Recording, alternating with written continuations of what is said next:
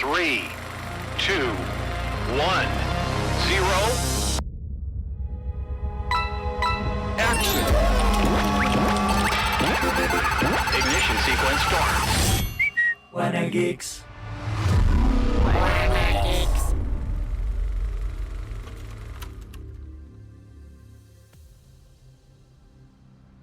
No veo cómo un mundo que hace cosas tan maravillosas pueda ser malo. Esta es una frase que puede ser melosa, pero la verdad es que yo a veces lo pienso, y la dice la princesa Ariel. Y creo que expresa mucho de la guerra ideológica que tenemos ahora mismo, ¿no? Digamos, de repente ves la ternura más grande o el salvajismo más brutal, volteando a ver de izquierda a derecha, es una cosa muy extraña. Y comencé con una frase de La Sirenita porque la nota del día es que ya viene la película de La Sirenita, nada más y nada menos que su nueva versión live action. Y bueno, con este estreno llegaron un sinfín de críticas, peleas, cuestionamientos, que la verdad muchas han sido de forma desafortunada, porque también pienso que si increpas en algo hay formas de abordarlo, pero bueno, por eso estamos hablando de La Sirenita. Y a ver, tenemos un invitado muy especial. Hoy nos acompaña Chucho Calderón, LZC Oficial en Twitter, y en Instagram también es LZC Oficial. La Zona Cero. La Zona Cero en YouTube, sí señor. Ok, ahí está. Muchas ¿Cómo estás, gracias por Chucho? la invitación, en serio estoy muy contento. Gracias por la invitación al podcast. La verdad, tengo muchas cosas de las cuales quiero hablar y necesito sacar todo el odio contenido de Está alguna bien. forma. Aquí va a ser catarsis de La Zona Cero a Wanna Geeks. Y bueno, a ver, él se define como emperador de los nerds y humillador a domicilio, ¿no? Hay algo aquí de Dross en Chucho, siento yo. Quería decir, creo que nos pareció perfecto para hablar de La Sirenita, porque algo muy importante a resaltar en Chucho es que no se queda en la superficie de la cultura pop, ¿no? Me parece que va mucho más al fondo, observa los contextos, la opinión de la sociedad, y con base a ello comparte su forma de ver el mundo. Y justo era importantísimo tener algo así para este capítulo. También nos acompaña nuestro analista estrella, Joaco. ¿Cómo estás, Joaco? Muy bien, muy contento de estar aquí otra vez. A ver, Joaco le metió candela al estudio de estas batallas ideológicas, ¿no? Justo preparando el capítulo de hoy, platicábamos que eso es lo interesante de La Sirenita, esta batalla de quién es el malo, quién es el bueno, ¿no? En las opiniones, quién tiene la razón. Y bueno, estoy yo, su servidor, Ricardo Yaguaca. Y antes de empezar, quiero recordarles que se suscriban a Wanna Geeks en su plataforma de streaming favorita, pero también les recuerdo que tenemos un programa diario de noticias, Wanna Geeks News, para que también vayan y se suscriban a él en su plataforma de audio favorita. Y entonces, dicho esto, voy a dar un ligero contexto. A ver, La Sirenita es un cuento de hadas del escritor y poeta danés Hans Christian Andersen, famoso por sus cuentos para niños. Fue originalmente publicado el 7 de abril de 1837. El cuento de La Sirenita es el octavo de la colección de Andersen. Escrito originalmente como un ballet, el cuento ha sido adaptado varias veces. Y bueno, en musicales, en caricaturas, en películas, incluso películas japonesas. Y bueno, aparte de la de Walt Disney, de la animada, pues ahora viene una adaptación de la adaptación, ¿no? Que luego esa es la gran crítica, que ya iremos a eso. Y a ver, en resumidas cuentas, es un relato de cómo la Sirenita se convierte en una entidad etérea gracias a su enorme corazón. Esa es la original, ¿no? Qué adorable. Qué adorable. Dicho esto, vámonos de lleno, Chucho, así, te voy a soltar la pregunta. A ver. Llega la nueva Sirenita, ¿no? Que es una mujer afroamericana. ¿Inclusión forzada o es un tema justo de representación? O sea, que ya era justo de representación. ¿O qué opinión te merece esto, no? Porque esa es una de las grandes debates de Twitter y luego pues todos quisieran tener la razón y, ¿no? Sí. Bueno, Lo de la inclusión forzada es como este debate que se ha mantenido por tanto tiempo en internet, más estos últimos años, pero viene incluso de unos cuantos años anteriores cuando empezó a debatirse también sobre qué era políticamente correcto, qué no era políticamente correcto. Entonces, el cine siempre ha tratado de reflejar los contextos socioculturales que hay en la propia sociedad o en la propia función de cómo somos como sociedad ante todo ello. Entonces, cuando tenías estos momentos de personas peleando por los derechos de las minorías en Estados Unidos, sumado a lo del Black Lives Matter, sumado a los derechos LGBT y demás, el cine también se dedicó a representar o a pelear por los... no pelear, sino mejor dicho, a demostrar en pantalla la importancia de estos mismos derechos de los colectivos. Entonces, muchas personas empezaron a hablar que ya se estaba volviendo políticamente correcto el cine, que el cine de pronto se volvió woke despierto, bastante liberal, que dónde están los valores tradicionales, que dónde está, que el cine moderno de Hollywood quiere destruir a las familias tradicionales y al hombre blanco heterosexual, etcétera, etcétera, etcétera, etcétera, ¿no? Entonces, ahorita que está con todo esto de la inclusión forzada, mucha gente repite que esto es como la consecuencia de el exceso de corrección política que hay en el cine. Que si no hubiese sido culpa de Disney por haber hecho que una protagonista de Star Wars sea mujer, entonces no tendríamos ahora a una sirenita afroamericana. O sea, es culpa todo de esto, es como una especie de teoría de conspiración o bolita de nieve que va creciendo y va creciendo y va creciendo hasta que llega como un punto risible.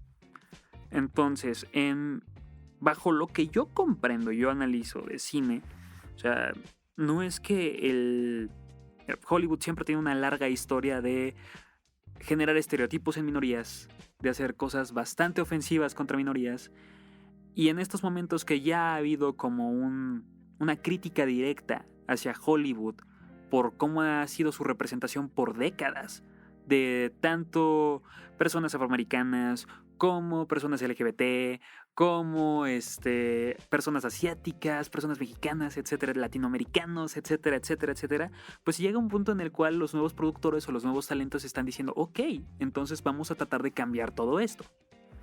Claro. Y es como una consecuencia bueno, toda esta crítica ha llevado a esto, a que en estos momentos tengamos a una princesa Disney que es la sirenita, que va a ser interpretada por esta cantante de R&B que es Halle Bailey. Uh-huh. Entonces, creo yo que el verdadero problema más de allá es que tendríamos que estar adeptos a la idea de que es ficción.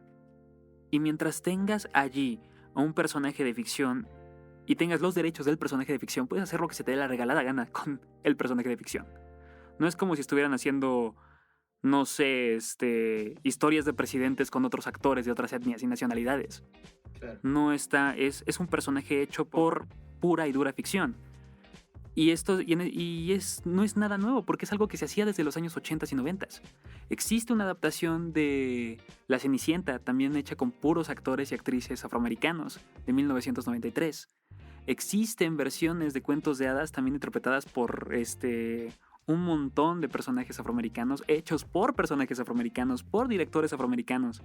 Entonces no es nada nuevo. Solo que ahora, porque Disney está dando el presupuesto por una persona que quiera hacer este tipo de versiones, ahora es una inclusión forzada, ahora es algo digno de nuestra crítica, ahora es la destrucción del cine y de los valores tradicionales como creemos que los tenemos ahora. Es muy sencillo culpar al cine por los problemas que estamos teniendo como sociedad, cuando sería mucho más viable el analizar qué estamos haciendo mal como sociedad y por qué estamos donde estamos. El cine solamente nos refleja. No tiene que ser no tiene que ser la solución a nuestros problemas. Wow. Es bien interesante lo que dice Chucho, Joaco, ¿no? Sí lo es. A ver, dime, tienes... Bueno, me acuerdo de otra película, El Mago de Oz con Michael Jackson. Sí, es buena además. Tiene un cast 100% negro y como dice Chucho, es decir, esto existe desde hace ya mucho tiempo. Creo que la diferencia principal es que eran contenidos segregados. en un contenido de negros para negros. Y así un poco la crítica a la inclusión es la crítica a la no segregación. Es la crítica a que ahora hay diferentes etnografías en espacios que solían ser segregados. Hay cierta naturalización de la segregación que se resume más o menos con el argumento de pues así es y así ha sido siempre, como por ejemplo pues todos mis amigos han sido blancos, no sé por qué. En toda mi familia, en todo mi barrio, todo el mundo es blanco, entonces normalmente pues me llevo con blancos, cosa que es cierto. Si tú creces en cierto ambiente, pues te acostumbras. Uno se casa con las personas con las que ha convivido, con las que comparte valores y experiencias y estatus. Sin embargo, para personas que vienen de un lugar un poquito más multicultural, pues no es nada raro, por ejemplo, el matrimonio interracial. Y es esta la crítica, que se siente esta inclusión forzada, se siente como una intrusión de una demografía a la que no estás acostumbrado en un contenido que solía estar completamente segregado. Ahora, también, Joaco, obedece a una lógica muy complicada que está viviendo Hollywood, ¿no? Hollywood antes se bastaba a sí mismo. Los gringos se bastaban a sí mismos y ahorita ya no. O sea, sus contenidos y el dinero que ellos mismos se dan ya no les alcanza. Entonces tienen que salir, ¿no? Las películas de Avengers son muy claras, o de Marvel, que ahora, yo creo que contra su voluntad, yo creo que se sienten que se están metiendo un cuchillo así en el abdomen, el harakiri, cuando se ven obligados a meter escenas chinas para el mercado chino, ¿no? Y mira, ahí les voy a dar otra perspectiva de la inclusión forzada, porque yo a veces tengo esa sensación, pero no respecto al tema racial. De hecho, a mí, por ejemplo, en lo personal, yo no tengo ningún interés en eso porque creo que de verdad somos iguales, yo. El problema es cuando en la cultura pop se siente falso como, o sea, falso. Es tan falsa la representación que a veces me parece ofensiva. ¿A qué me refiero con falso? ¿Han visto las cosas que meten de los chinos en las películas de Marvel? Se ve que no tienen ningún interés. A mí me parece que no tienen ningún interés en hacer algo bien. Es un interés en trágate para que no estés jodiendo, porque ahí estás. Y por ejemplo, tenía un ejemplo muy claro respecto a ahora Black Panther 2. Iron Man y Capitán América tuvieron un desarrollo como de 5 películas.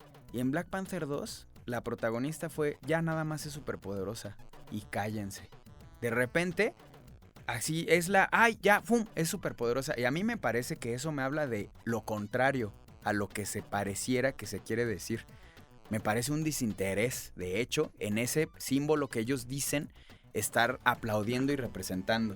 Es que aquí viene la otra parte del caso. Hay que aprender a detectar cuando una inclusión es verdaderamente genuina y cuando es hipócrita o cuando es un lavado de cara. Y eso es el gran reto, ¿eh? Ese es el gran reto. Ese es el gran reto. Y eso es bien interesante, Chucho. O sea, cada vez que Disney o el gran conglomerado que es Disney me quiere vender la idea de que esto lo están haciendo, esta inclusión la están haciendo de puro corazón, no lo creo.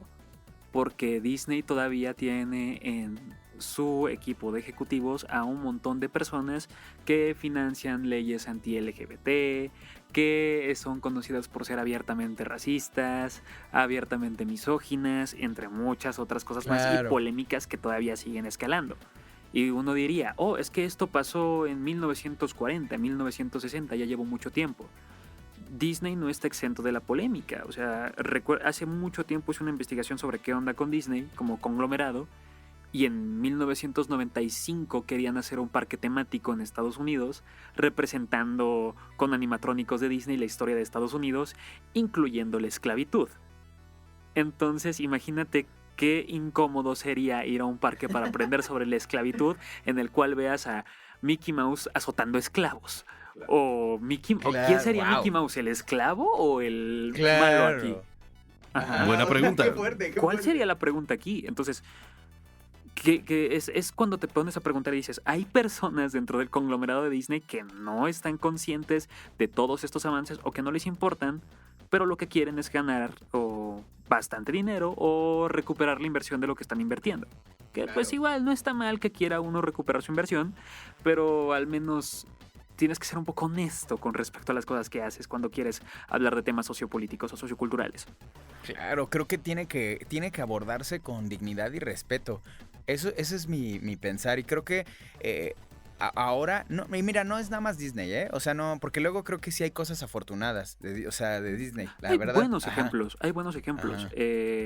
Me voy a varios, o sea, cuando tratan de hacer representación mexicana en películas de Hollywood, muchos están muy cansados de que es como de, oh, el personaje es latino, cada 3 palabras tiene que hablar en español. Es como de, hola abuelita, how are you? Y es Sí. como de, no. En las sea- animaciones pasa mucho. En las animaciones pasa muchísimo, pasó en Encanto, pasó en Coco. O sea, el trabajo visual de Coco es maravilloso, pero el guión, los diálogos, si la ves en idioma original, sí es como de, Ya. ay, caray, ¿qué pasó aquí? Sí, ¿No? claro. Creo que el mejor acercamiento que han hecho de una inclusión etnográfica ha sido con Turning Red. Ok. Tienes este personaje que era una de las amigas de Mei, que es coreana, y que toda su vida está viviendo en Canadá, pero cuando se enoja y está realmente enojada, dice un montón de groserías en coreano. Ok. Ajá. Ok, es como una cosa muy lógica, ¿no? Más Ajá, orgánico. Es una cosa más orgánica en lugar Ajá. de que cada 4 palabras haga una referencia de que es coreana. Claro, Ajá. claro. Es extraño. A ver, Joaco, ¿woke o anti-woke? Y platícanos un poquito de qué es esto para que la audiencia esté con nosotros.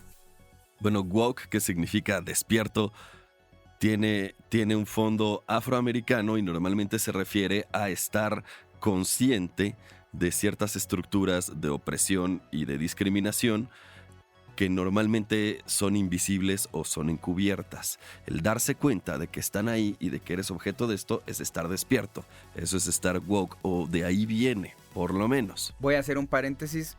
Si lo puedo resumir, es como aquel tipo de persona que está señalando el racismo que hay en las, por ejemplo, en este caso en las películas, ¿no? Que dicen, mira, este hombre es racista, o aquí no hay diferentes etnias. Así podríamos... Podríamos definirlo como lo que pasó con el whitewashing, porque esto ver. se volvió a viralizar, bueno, se viralizó mucho más cuando entró la polémica del whitewashing. Muchas personas de distintas minorías se preguntaban por qué en las películas de Hollywood, cuando hacían adaptaciones de trabajos de anime, de manga, de adaptaciones de libros de otros países, tomaban a los protagonistas que eran personas asiáticas, personas afroamericanas, personas latinoamericanas, y las volvían protagonistas blancos. Claro, ok. Y esto explotó con Ghost in the Shell. Sí. Que Claro. que de pronto tienes a la protagonista de Ghost in the Shell y la conviertes en Scarlett Johansson. Claro. Que tienes una historia que es en China. Superinteresante. Ajá, súper interesante. Y de pronto... pero iba por otro ejemplo. Tienes, por ejemplo, la historia de la muralla china.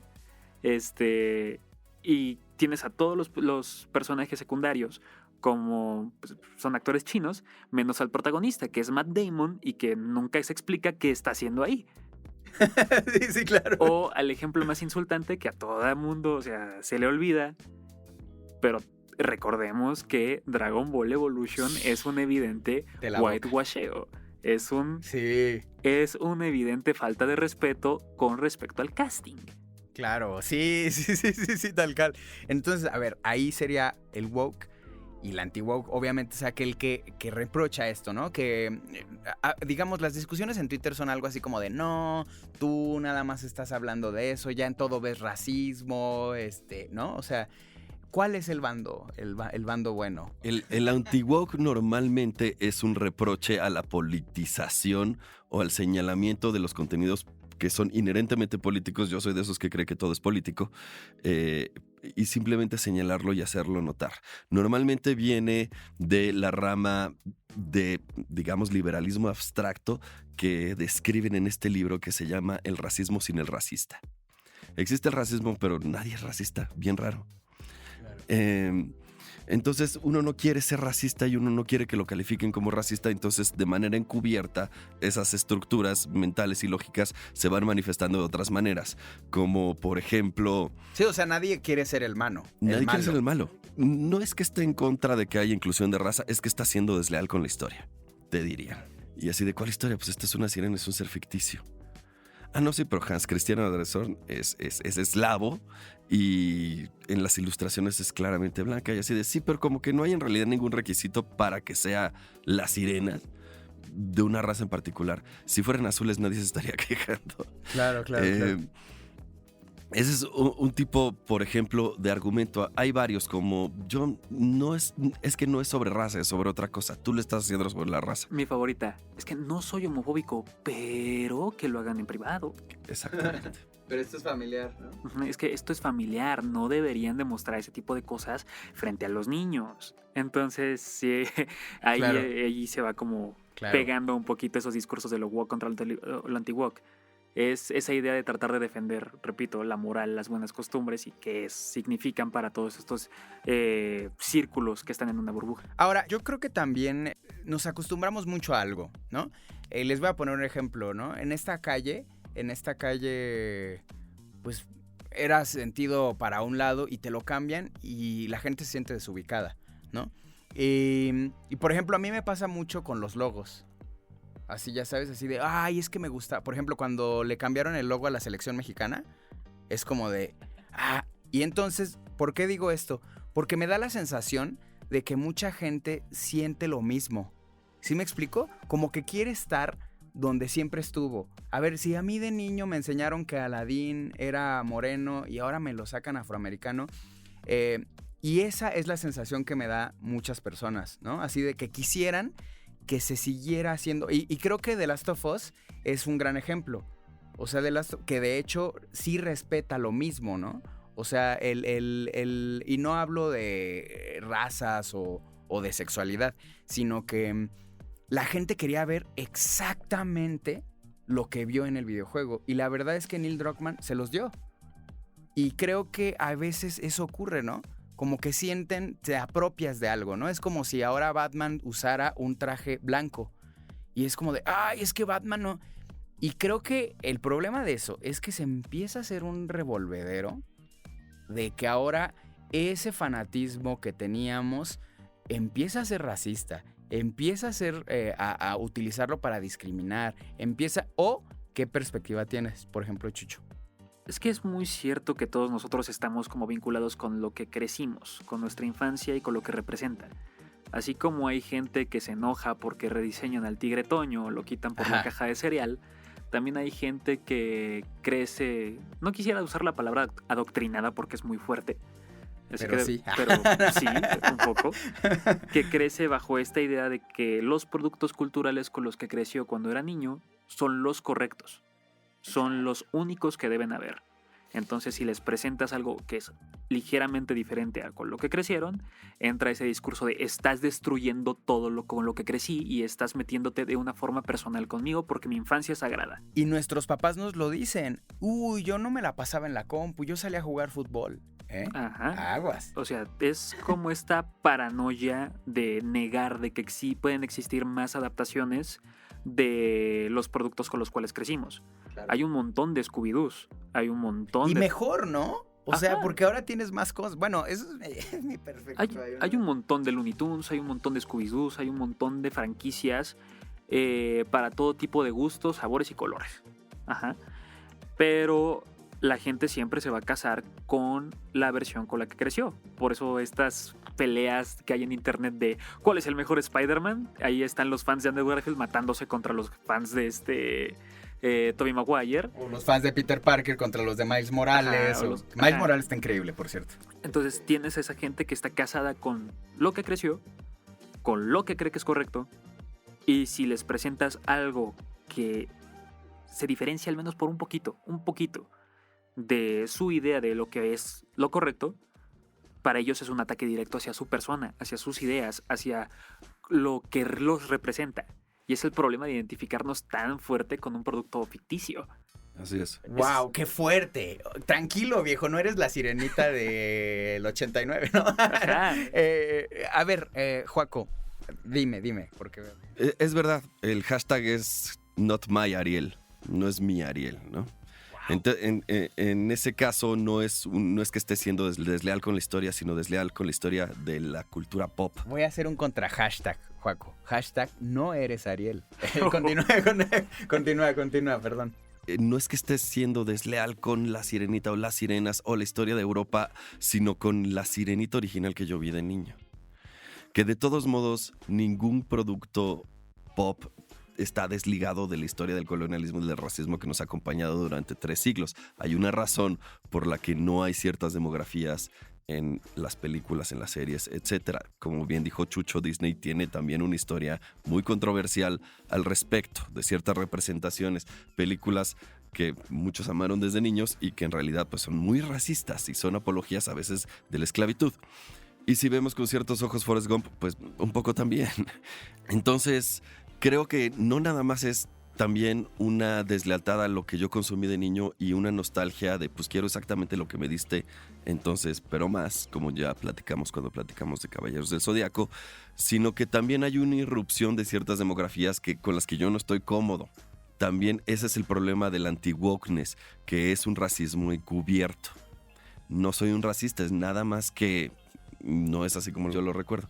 Entonces también cierta forma de estar enojado con cierto tipo de representación, porque puedes cambiar algunas cosas y pueden estar enojados porque Sebastián en el original no se parecía en absoluto a un cangrejo de verdad y ahorita sí, pero también es porque, oye, pues es que esta versión de Superman no debería ser mujer o esta versión de la Sirenita pues no debería ser negra. Fíjate que, perdón, Chucho, yo no estoy de acuerdo por completo en eso, porque yo creo que es bien fácil impregnar una creencia que nosotros tenemos en una acción que alguien más hace. Puede ser que alguien diga, mi sirenita, mi sirenita, mi sirenita, y que cuando ya no es su sirenita, o incluso más allá de las etnias, ¿no? A veces hay gente que concebía a la sirenita como tal actriz. Cuando no es, se pelean. Y yo creo que es muy fácil decir, es que no quiere eso porque es racista. Y yo creo que ese es uno de los grandes problemas que tenemos ahorita. Que nosotros le impregnamos las ideas de algo que alguien no está pensando. Y sí estoy de acuerdo que muchas veces no nos damos cuenta de que somos racistas. Pero hay veces que no es el tema y se embona a fuerza. Bueno, dime, Chucho. Hay una cosa, esto lo puse en Twitter hace mucho tiempo, cuando anunciaron creo que el cast. Y es que había llegado como una conclusión medio controversial. Sí explotó ese tweet, la gente sí me estuvo tirando de todos lados por esa onda, pero es que puse, la gente no es que quiera a un personaje que sea fiel al original, quieren un actor que sea eye candy para ellos. Y lo puse por ejemplo, Exacto. Okay, Lo- muy bien. Exacto, eso está bien padre. lo puse de ejemplo cuando fue el casting de Homero Adams para el live action de Wednesday en Netflix. Castean a Luis Guzmán. Es un actor latino de Puerto Rico, tiene mucha experiencia y es un muy buen actor. Y se parece al... los Locos Adams vienen en una tira de cómics. Sí, claro, que se era como parece, chaparrito, pero- ¿no? ajá. Homero. Se parece al actor, al personaje original. Claro, a desde la material original. ilustración.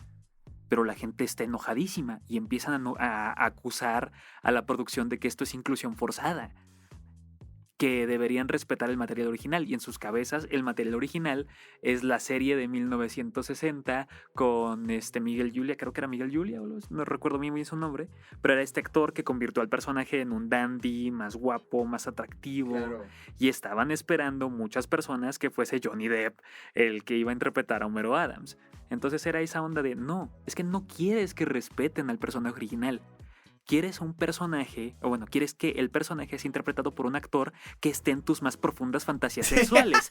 Asqueroso y cochino degenerado. Entonces, Ya. Eso es interesante. Dime, Juanjo. Sí, bueno, y también cuánto del público blanco, como ya lo mencionamos, en realidad no se siente tan atraído por un fenotipo que no sea de su propia raza. ve, Ghost in the Shell es el mejor ejemplo. Exacto. No hubo tantas quejas por parte de Ghost in the Shell más que de los fans del material original, pero todos los demás estaban con qué bien se ve Scarlett Johansson con ese traje. Claro. Claro. Y es que, a ver, el tema de la sociedad gringa es más complejo de lo que parece. También, obviamente aquí no nos vamos a meter, pero yo he tenido oportunidad de platicar con estadounidenses que me hablan de cómo perciben su sociedad y me dicen, cuando yo les dije que iba a salir de Estados Unidos, me decían, pero para esto no hablo de los de Nueva York, no hablo de los de California, o sea, hablo del núcleo estadounidense, que la cuestionaban, decían, ¿pero para qué? Pero para conocer el mundo, les decía ella, pero es que ¿qué hay afuera? Entonces, pues es una sociedad que no se entiende fuera de sí misma a veces. Entonces, pues esto es una cosa muy compleja, ¿no? Y al mismo tiempo, todo el tiempo les están diciendo que son los mejores y que son... Entonces, todo ahí se vuelve un desastre. Y bueno, a ver, Joaco, los live action, ¿el coraje que hay hacia live action es porque son refritos de segunda o porque somos unos conservadores que queremos ver a nuestra fantasía, como dice Chucho? ¿O qué pasa con los live action, no? A mí no me gustan mucho. Como fan, yo soy fan de la animación y siento que hay una... Magia especial. Sí, y también una doble traición en el discurso. El remake del Rey León es sin duda alguna una animación. Por todos lados que lo veas. Es una animación, pero con un estilo hiperrealista. Simplemente la productora no le quiere llamar animación para no traer ciertos prejuicios que ellos mismos han creado sobre que la animación es una cosa para niños. Claro. Me duelen todavía la entrevista de Jon Favreau de no, es que mi Rey León no es animación, es live action. Y era como de, sí, pero está el 95% de CGI. No, no es animada, es live action. Y es un truco mercadotécnico. Y es una puñalada por la espalda a todo el oficio y a todo el gremio. Por otro lado, creo que ha cambiado mucho. Disney está haciendo remakes desde siempre. Cuando se incorporó una nueva tecnología, primero le puso voz a las películas mudas, después le puso color a las películas en blanco y negro. Y normalmente es un avance en la tecnología y yo siento que en este caso es un retroceso, es un paso para atrás. Estás abandonando toda una técnica en favor quizá de ampliar un público un poquito y de actualizar en ciertos temas a la sociedad política social que existe ahora. Empiezan esto por ahí del 96 con Tarzán y tratando como de darle un ángulo diferente a la misma historia. Está Cruella, está Tarzán, está Maléfica, que tratan como de contar otra parte de la historia. Y después viene esto que es un remake pues más, digamos, formalista. Cuadro por cuadro vamos a tratar de recrear la misma película con diferentes pantones. O sea, se ve un poco deslavada todo esto, tratando de darle un look más realista. Yo siento que pierde mucho de la magia, a mi parecer. Estoy seguro de que Disney está haciendo mucho dinero al respecto, pero a mí no me gustan mucho Alicia en el País de las Maravillas, un poco lo odié. Charlie y la Fábrica de Chocolates también lo odié. Y conforme se han sido siendo más formalistas, quizá me han chocado un poco menos, pero pues Pinocho es la peor película del año pasado. Sí, claro, la de Disney. La de Disney. Y me duele que es Robert Zemeckis. Sí, que Robert porque es un gran Zemeckis- director. Ajá, que tienes la costumbre de ver innovación tecnológica e innovación también en narrativa por parte de Robert Zemeckis. Yo creo que ya presta nombres, ¿eh? Pero mira, o sea, que sí, la verdad, ya denme mi dinero por usar mi nombre. Pero quería hacerle una pregunta a Chucho respecto a algo que dices, Joaco, pero no, te la voy a hacer a ti, para que entiendan mi punto un poco. ¿Qué impide a la gente de Twitter que agarre tu comentario de que te gusta más la animación y que diga, es racismo oculto? ¿Qué impide? Es que creo que estamos cayendo de repente en eso, ¿no? Porque para mí es clarísimo, ¿eh? No estamos hablando de las nuevas generaciones, la nueva inclusión. Pero ¿qué impide que alguien diga, Joaco no se está dando cuenta de que es racista y se está escudando de que le gustaba más la animación? Y se está escudando atrás de la técnica y atrás de la historia. Y tienes toda la razón, o sea, perfectamente me pueden decir eso. Creo que lo único que me salvaría ahí es que yo no tengo ningún problema con el casting de Hailey Bailey, ni con Namor o con otros tipos como de personajes de ficción que han generado mucho revuelo porque no es mi Namor o no es mi Ariel. No, me parece que ese no es el problema, por lo menos para mí no. Creo que además es valioso que Disney quiera generar esta discusión porque la genera de manera muy deliberada. No sabe dónde va a parar la discusión, pero quiere que empiece. Claro. Sí, es valioso, es muy valioso. Y me parece que mi comentario no es necesariamente nostálgico en cuanto a una celebración de la época del renacimiento de Disney, que sí me parece que es genial y todo el asunto, sino al contrario, me parece que es un poco derrotista en el sentido en el que creo que la técnica de la animación en sí, la animación 2D por sí misma, se está muriendo. Desde el 2011, Disney abandonó la técnica por completo, se la delegó a las franquicias, que son Marvel, Star Wars y Lucas, que la han usado marginalmente Y parece que no va a revivir hasta el 2027, cuando se revive un poquito como el stop motion, como algún tipo de reliquia artesanal del pasado para gente como Guillermo del Toro.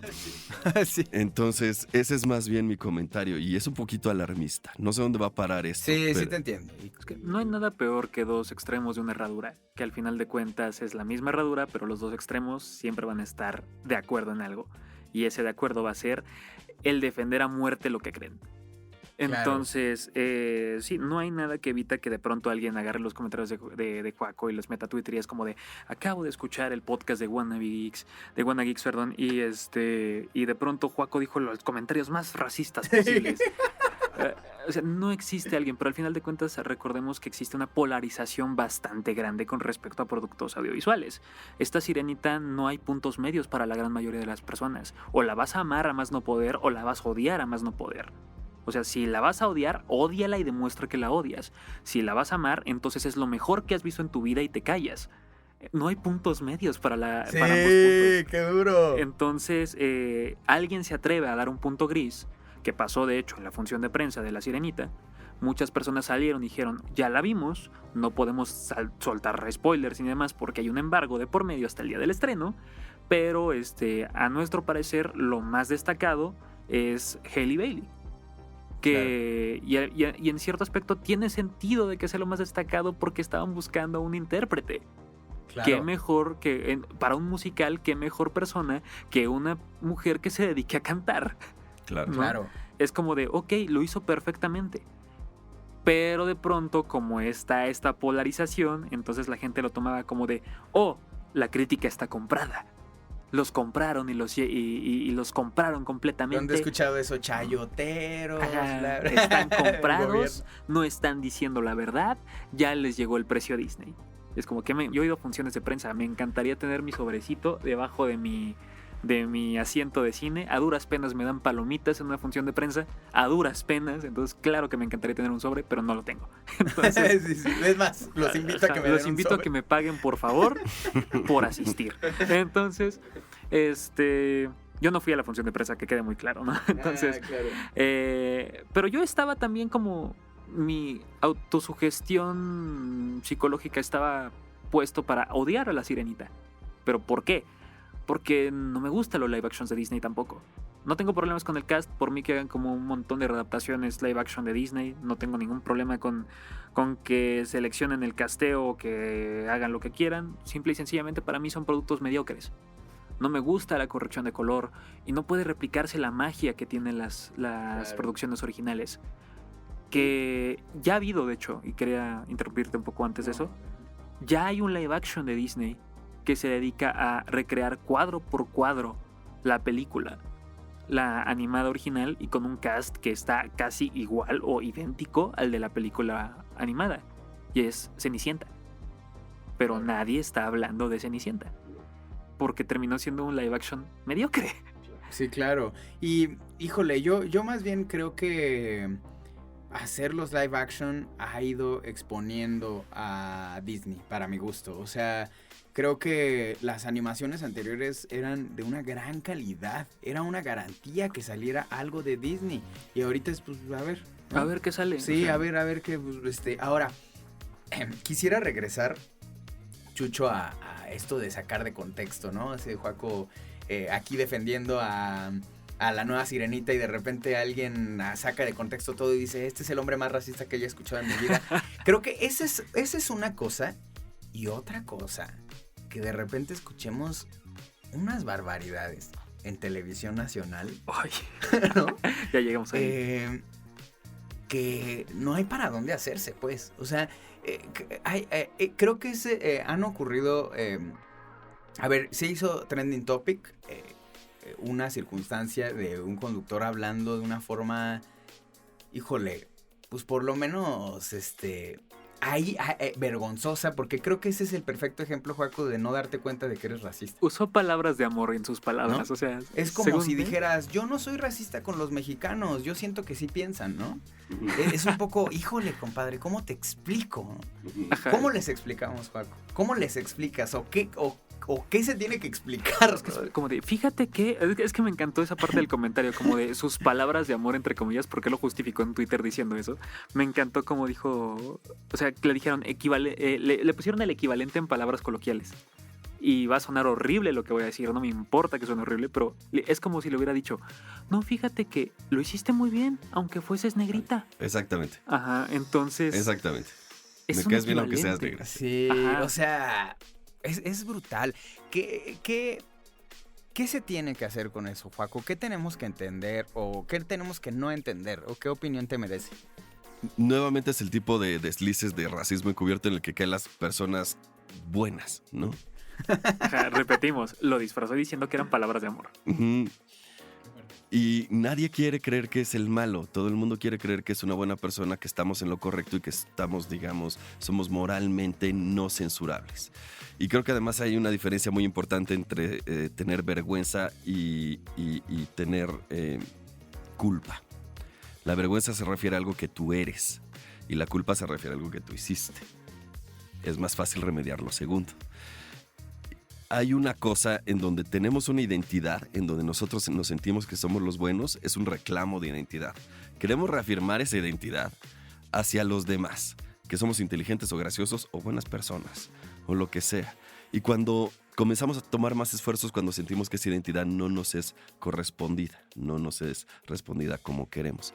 En este caso yo creo que el Pato de alguna forma sintió que no estaba siendo lo suficientemente antirracista y tenía que decir algo.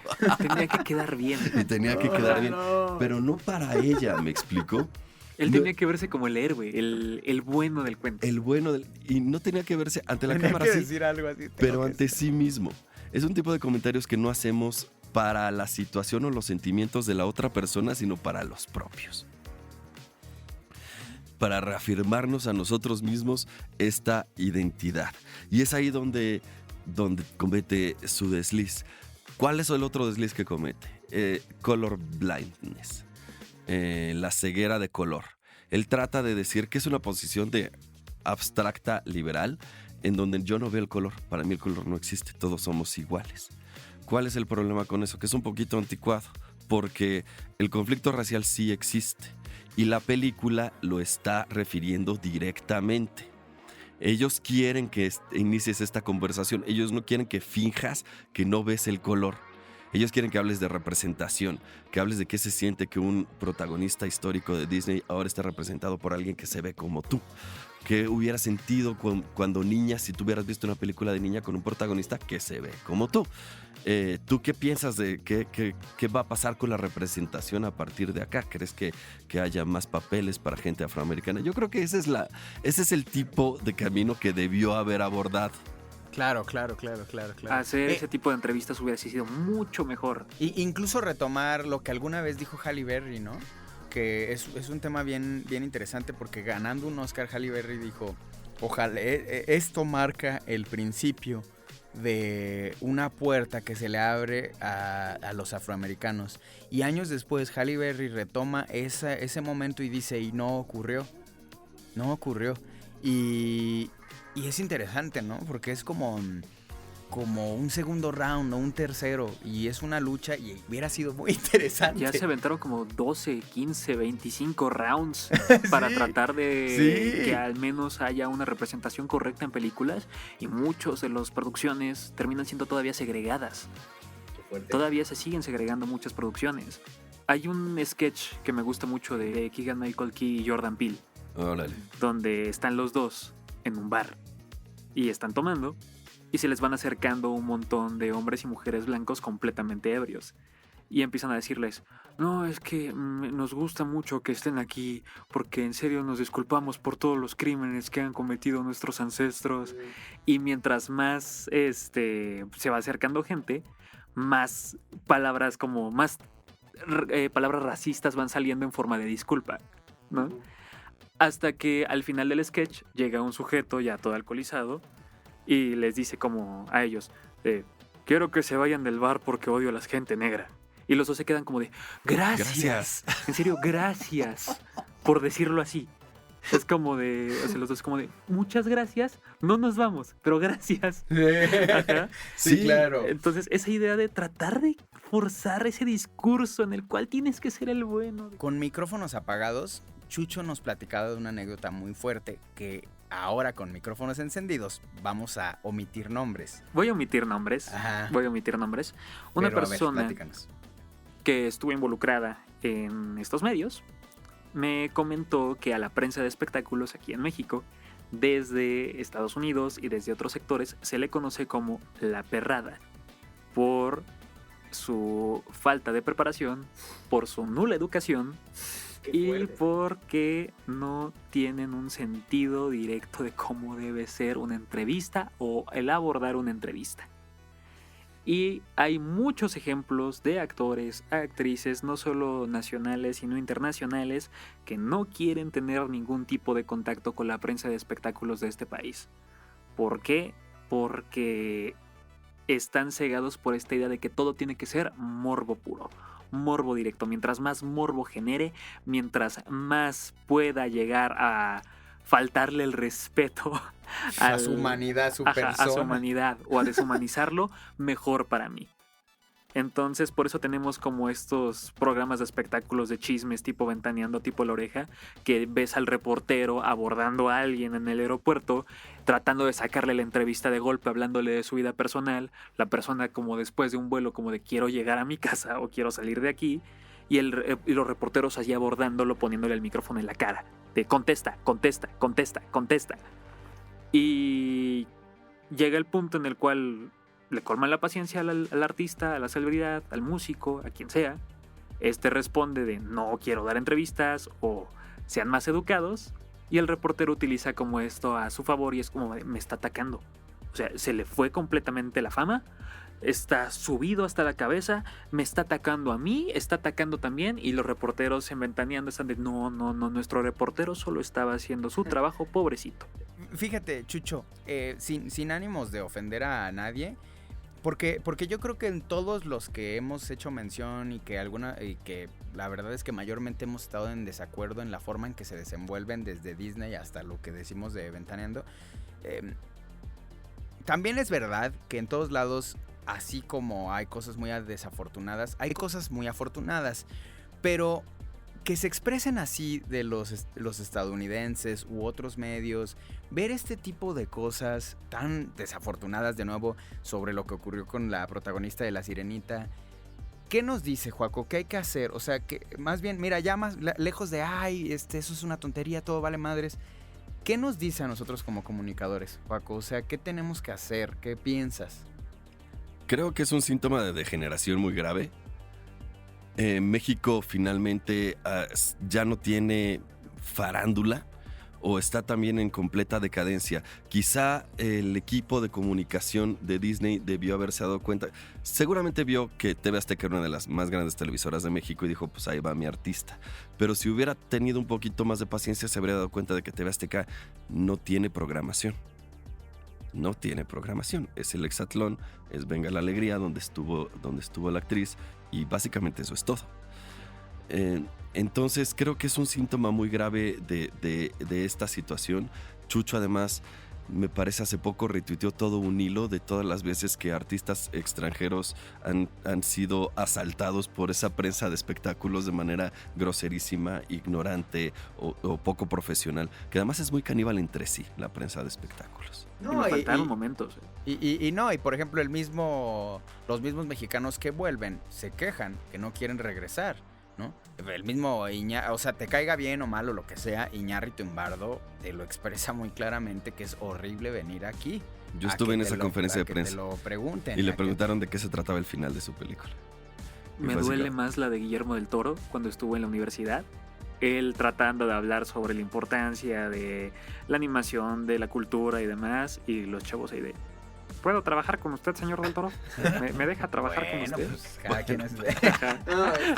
Y acá de yo fui, perdón. No, yo pienso que... fui yo. No, yo pienso que... Es que al final creo que tampoco Wanna Geeks, este podcast está hecho para señalar, para criticar, sino pienso que es importante reflexionar.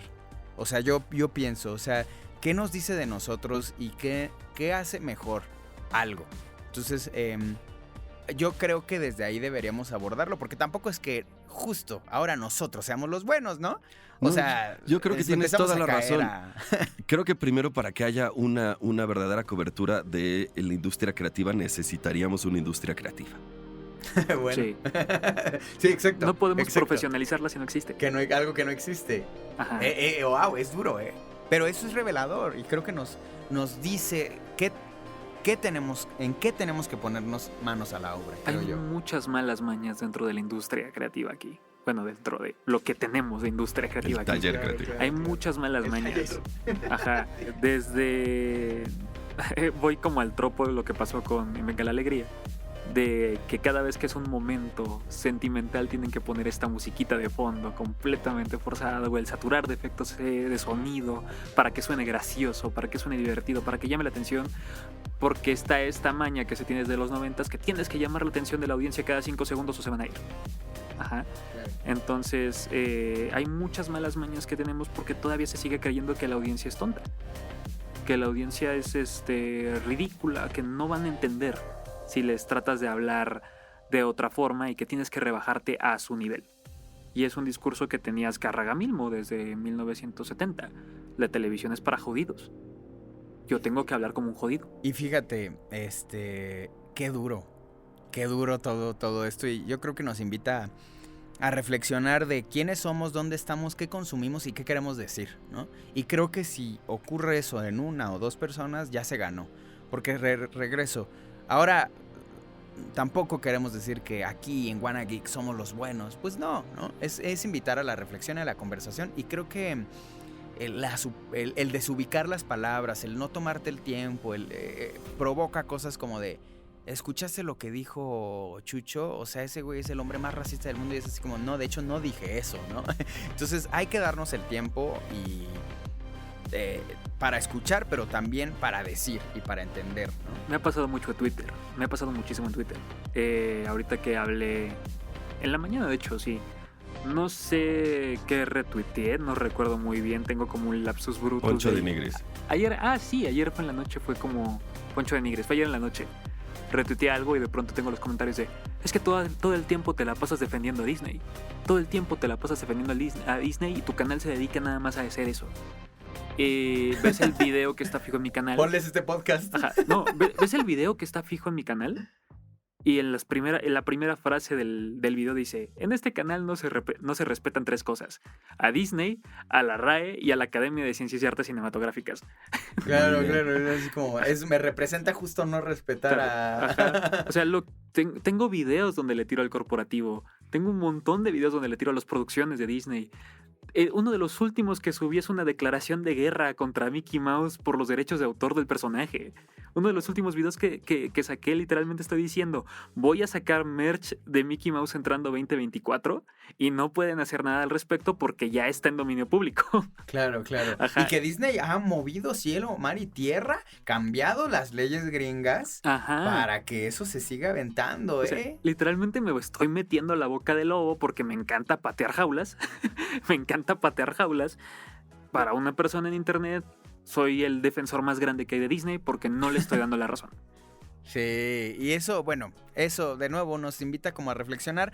Quiero, antes de ir a los datos curiosos, pasar a un corte comercial, y en unos segunditos regresamos.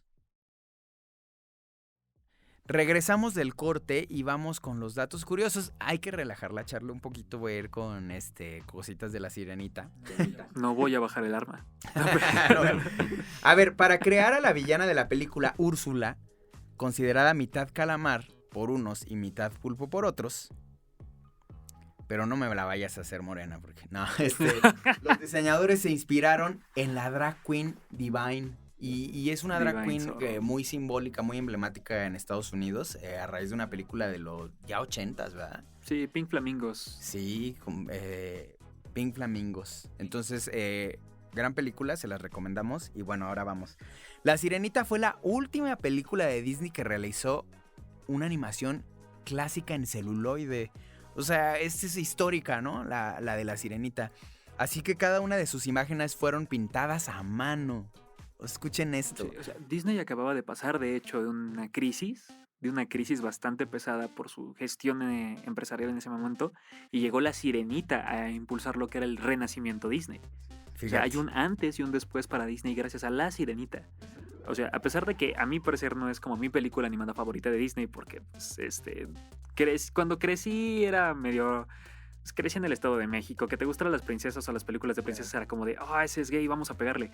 Ya. Ajá. Bueno, mi película favorita de Disney y de mis favoritas del mundo es Aladdin. Aladdin, esa tienes me la encanta. tuya. O sea, Bueno, la ya. mía es Wall-E en sí. Yo ya aventé mi... Ajá. ¿Cuál es la tuya, Joaco? No De Disney. sé, caray. No tengo ni idea. 102 dálmatas. 102 dálmatas. Y bueno, el último dato, ya más bien de la Sirenita del cuento original, fue, a ver, ya lo mencioné, fue publicada por Hans Christian Andersen en 1837. Y este es un dato muy perturbador, pues siente las piernas como si constantemente caminara sobre cuchillas. O sea, esta es la realidad de la Sirenita de aquellos tiempos y era para niños. O sea, imagínense el contexto tan diferente. Y como al príncipe le gusta bailar, ella le da el gusto a costa de un dolor insoportable. Y este tipo de cosas están mucho en el cuento original que ya ahorita pues ni las luces, ¿no? Los cuentos de hadas son perturbadores Sí. si te pones a analizarlos. O sea, hay versiones de... O sea, creo que una versión de Cenicienta, la madrastra se come las hijas, las cocinan o algo así. Sí. Hay personajes que son desmembrados, torturados, ejecutados, y es como tenían que pensar en el peor castigo posible para los villanos en los cuentos de hadas. Entonces, obviamente llega Disney y dice, no voy a poner un desmembramiento. No sería, o sea, hubiese sido muy horrible ver de pronto esas escenas en primer plano de Ariel siendo destrozada Claro. al momento en el que camina. Hubiese sido perturbador. Pero, pues sí, o sea, los cuentos de hadas tienen estos contextos más horribles de lo que uno pensaría. Que ese es otro tema de podcast, ¿eh? ¿Qué puede ser para niños y qué no? O sea, por ejemplo, una de las películas más duras que yo haya visto en mi vida es una animación, entre comillas, para niños o no entre comillas, ustedes díganme, y es La tumba de las luciérnagas. No era para niños. Yo no diría que es para niños. O sea, pero por ejemplo, a Occidente sí la presentan así. Y al mismo tiempo, ¿por qué no? Pero ese es otro esa es tema, otra idea esa es y es otra otro conversación. Entonces, bueno, quisiera ya pasar con las conclusiones. Joaco, tus conclusiones. Creo que este tipo de remakes no te dan el alimento nostálgico que estás buscando, no son una experiencia expandida, sino regurgitada. No es más tiempo con la cosa que amas, no es una perspectiva diferente sobre la misma historia, sino lo mismo otra vez y peor. Ya no son las películas que apuestan en la gran marquesina del Oscar como si lo hizo La Bella y la Bestia, y más bien es un producto cuyo valor nostálgico es debatible, y lo que sí nos da es abrir la conversación al tipo de temas que tratamos hoy. Y en ese caso sí tienen un valor cultural.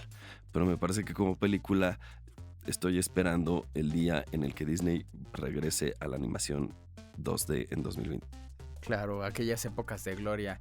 Chucho, tu conclusión. Mis conclusiones: sería muy sencilla la vida si no hiciéramos un quilombo enorme por una película que nadie va a recordar en 3 años. Tranquilo, viejo. Nadie se va a acordar de esto. Así como nadie qué recordó gran a la conclusión. Cenicienta de los 90s. Así como nadie recuerda a Glenn Close en 101 Dálmatas y 102 Dálmatas. Sería muy sencilla la vida si aprendiéramos que el cine no va a resolver por arte de magia todos los problemas que tenemos como sociedad.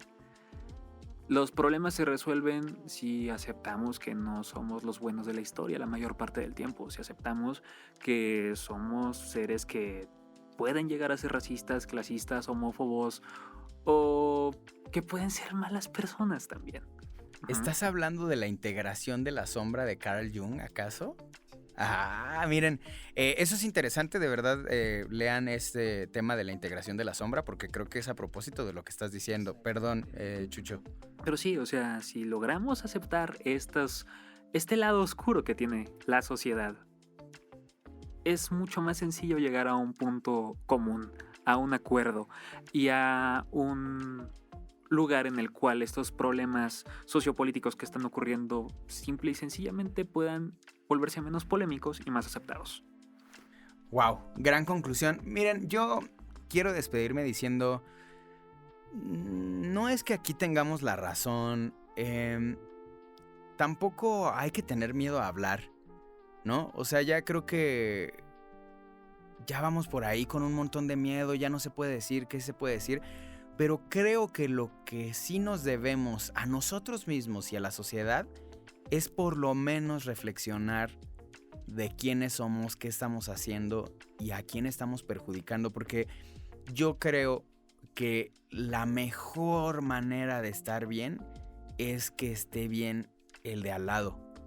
Y creo que, bueno, a mí esa mentalidad me hace muy dichoso y yo he visto a gente encumbrarse con esa mentalidad contraria a la de pisotear, agredir, y creo que si observamos desde ahí se te puede bajar este racismo, discriminación y empezar a escuchar.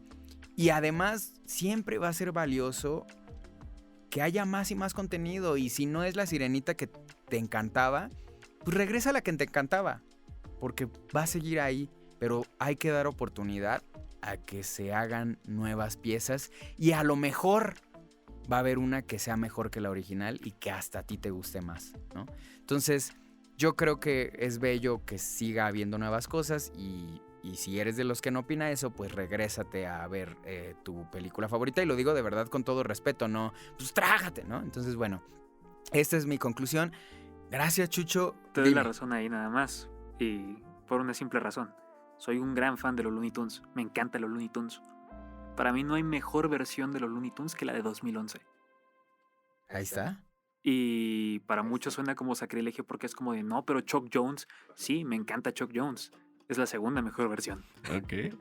Sí, qué fuerte, qué fuerte. Juaco, ¿quién cree que eres woke? No, entonces, Qué despiértalo. Bueno, entonces, pues muchas gracias, Chucho Calderón. Qué especial tenerte aquí. No, gracias. De a verdad, ustedes, en serio. vuelve pronto. Te lo pedimos, por favor. Gracias, Juaco. No, con todo gusto. Estuvo muy bueno este capítulo. Gracias, Héctor, en los controles, Javier Martret en producción general y Luisa Cantú en dirección general. Esto fue Wanna Geeks y nos escuchamos pronto.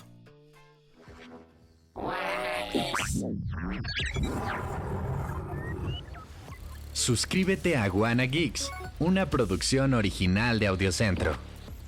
Con la participación de Ricardo Yaguaca y Joaquín Ortega. Edición, Héctor Mondragón. Producción, Javier Martret. Dirección general, Luisa Cantú. Audiocentro.